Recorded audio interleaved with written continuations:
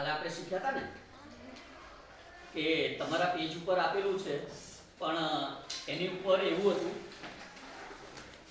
કે આ ડિઝાઇન હતી અને હું તમને કહું કે આનું સમઘન બનશે કે કેમ.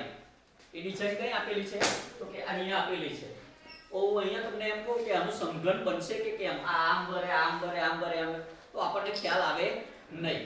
પણ એટલા માટે આપણે એ જ પ્રમાણે આપણે જે જૂના કેલેન્ડર હતા એ કેલેન્ડરમાંથી આપણે એ જ પ્રકારની ડિઝાઇન કાપી અને હવે આપણે જોઈએ કે આમાંથી સમઘન બને છે કે કેમ.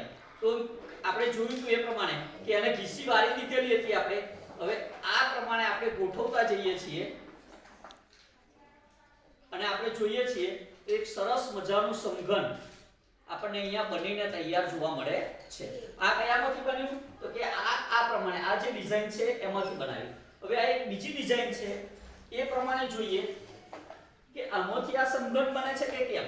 તો એ પણ આપણે જોઈએ તો ખ્યાલ આવી જાય કે એ આકૃતિમાંથી પણ એક સરસ મજાનું સમઘન આપણે બનાવી શકીએ છીએ.